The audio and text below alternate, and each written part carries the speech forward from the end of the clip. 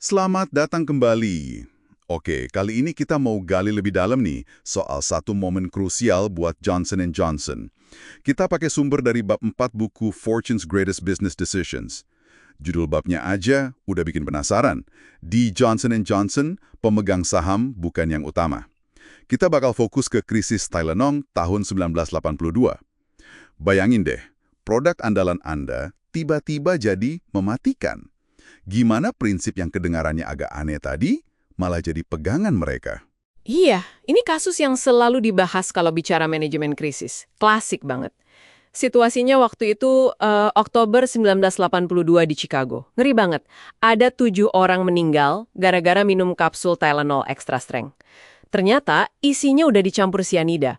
Panik langsung menyebar kemana-mana. Padahal Tylenol itu kan sumber keuntungan terbesar J&J waktu itu. Waduh, iya kebayang sih tekanannya. Mimpi buruk banget buat perusahaan manapun. Malah katanya ada pakar iklan, Jerry Della Femina, yang bilang, wah Tylenol ini tamat riwayatnya. Nah, di tengah situasi kayak gitu, CEO-nya, James Burke, pasti pusing 7 keliling ya. Apa yang pertama kali mereka pikirkan? Ini menarik nih. Saran awal dari FBI sama pihak berwenang itu justru, jangan tarik produknya secara nasional. Mereka takut malah bikin panik lebih gede. Apalagi kan mau Halloween waktu itu. Jadi, Burke dihadapkan pada pilihan sulit banget. Ikutin saran itu atau ya ambil jalan lain. Nah, di sini nih, prinsip pemegang saham bukan yang utama itu mulai kelihatan perannya. Tepat sekali. Burke ambil keputusan yang, berani banget dan melawan arus. Dia putuskan tarik 31 juta botol Tylenol dari seluruh Amerika. Biayanya diperkirakan lebih dari 100 juta dolar. Gede banget angkanya untuk zaman itu. Keputusan ini jelas banget nunjukin keselamatan publik nomor 1. Di atas pertimbangan duit jangka pendek. Gampang sih ngomongnya ya, tapi apa benar kredo perusahaan yang jadi dasar keputusan segede itu? Dokumen dari tahun 1943 gitu, kok bisa kuat banget pengaruhnya pas krisis? Kuncinya memang di kredo J&J itu, ditulis sama Robert Wood Johnson tahun 1943. Dan ini bukan cuma pajangan di dinding ya, urutan prioritasnya itu jelas banget. Pertama, tanggung jawab ke pengguna produk. Pasien, dokter, perawat, orang tua, terus baru karyawan, komunitas, dan yang terakhir itu pemegang saham.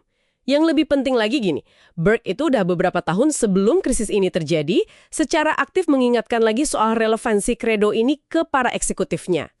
Tunggu. Jadi mereka udah sempat bahas dan kayak menghidupkan lagi kredo ini sebelum kejadian. Wah, itu detail penting banget. Berarti bukan ngeles setelah kejadian ya? Persis. Jadi pas krisis datang, fondasinya udah ada. Udah jadi bagian dari cara mereka mikir. Kayak kata Tom Murphy, salah satu direktur J&J waktu itu, buat Burke, narik Tylenol itu bukan sebuah keputusan. Maksudnya, itu bukan pilihan yang harus ditimbang-timbang lagi. Itu udah jelas hal yang benar untuk dilakukan sesuai kredo. Prinsipnya udah mendarah daging. Oke, masuk akal? Terus gimana mereka jalanin keputusan raksasa ini? Narik 31 juta botol itu kan gak main-main. Belum lagi meyakinkan publik yang udah panik. Nah, ini juga langkah berani lainnya. Mereka putar haluan soal komunikasi. Dari perusahaan yang biasanya agak tertutup, mereka jadi super transparan. Langsung gelar konferensi pers, pasang iklan yang jelasin situasinya, buka hotline buat konsumen sama media. Mereka ambil kendali narasi lewat keterbukaan. Termasuk waktu Burke tampil di acara investigasi 60 Minutes itu ya. Itu kan risikonya gede banget.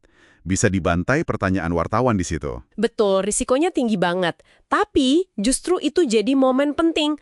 Keterus-terangan Burke, caranya menjelaskan dengan tenang, jujur soal apa yang terjadi, apa yang J&J lakukan, itu malah dapat pujian. Ini kayak bukti ya, kalau memang prioritasnya pelanggan, ya transparansi total itu konsekuensinya.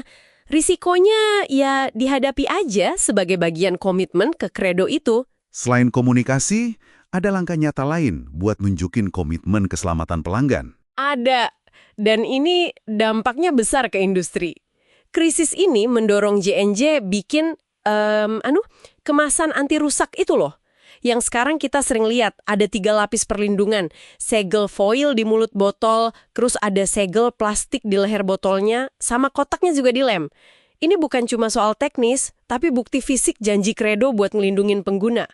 Akhirnya malah jadi standar baru kan buat banyak produk. Luar biasa ya perubahannya. Terus gimana hasilnya setelah semua langkah mahal dan berani ini? Tylenol selamat nggak? Hasilnya luar biasa sih. Mereka bikin kampanye peluncuran ulang yang gencar banget. Kasih penggantian produk gratis, kupon diskon gede-gedean. Dan dalam setahun aja, Tylenol berhasil rebut lagi hampir semua pangsa pasarnya. Ini bukti kalau keputusan berdasar prinsip, walau mahal di awal, itu bisa jadi strategi bisnis jangka panjang yang paling kuat. Jadi pelajaran utamanya buat Anda yang lagi dengerin ini ya, gimana nilai-nilai perusahaan yang benar-benar dipegang teguh, kayak Credo J&J yang menomorsatukan pelanggan di atas pemegang saham pas krisis, itu bisa jadi kompas paling ampuh. Betul sekali. Ini bukan cuma soal pencitraan atau etika doang ya, tapi terbukti jadi strategi bisnis yang cerdas. Kepercayaan publik yang berhasil dibangun lagi, itu nilainya jauh lebih tinggi daripada kerugian finansial sementara. Nah, ini mungkin ada satu hal yang bisa Anda renungkan.